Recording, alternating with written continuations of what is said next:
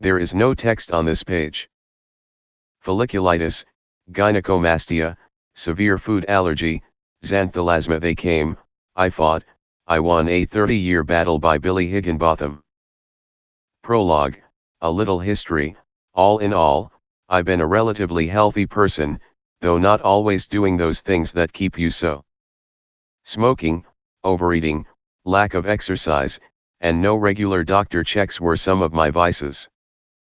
Probably, like most of you, it seems since my late 20s, I've been plagued with one ailment or another. This is my story of untimely ailments, struggle, perseverance, and ultimately how I have successfully dealt with each of them. Chapter 1, Folliculitis. The year, 1988. More than likely, you're probably familiar with all the common causes, symptoms, and treatments of the dreaded condition, folliculitis. No doubt, you've researched all the usual medical and social commentaries on how to treat and cure it. I know I have. Up until now, nothing has stopped this continual welt-producing monster from recurring time after time.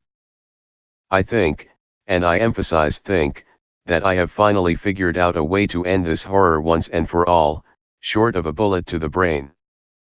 Let's start at the beginning, approximately 30 years ago. Yes, that's how long I've been battling this condition. I began getting a series of red bumps along my chin line.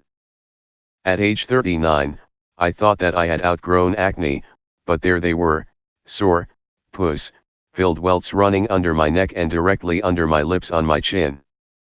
At the time, I didn't have a beard and was shaving every day. My first thought was that I was eating too much chocolate and other acne-causing foods, so I immediately cut those from my diet. I bought some flesh-colored Clearasil in hopes of drying up the welts and hiding the embarrassing red bumps. Huge mistake. Whoa, did I ever have a problem now? These rather small at the time, red bumps, became huge and spread like wildfire. The pain that followed was excruciating. Meanwhile, I was still having to work, sales, so I had to cover these disfiguring pustules. I purchased some flesh makeup that, supposedly, was good for the skin. Needless to say, the makeup just contributed to my overall condition, but I was forced to continue using it for cover effect. I nearly scrubbed my face raw in the mornings and evenings, thinking that this would help as well. Finally, after no success, I decided I had to go to a dermatologist. My first doctor visit was useless. His only response was that I was having a hormonal, perhaps, mid-life male testosterone problem and suggested I see an endocrinologist, a specialist of the hormones of the body.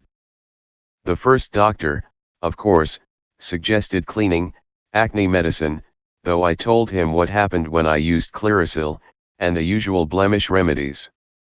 Meanwhile, the welts somehow, slowly, began to subside enough that I only occasionally needed to use the makeup. I continued my diet of eliminating chocolate, most sweets, and greasy foods. Though this helped me maintain a good weight and overall healthy body, it did nothing to stop the recurring welts.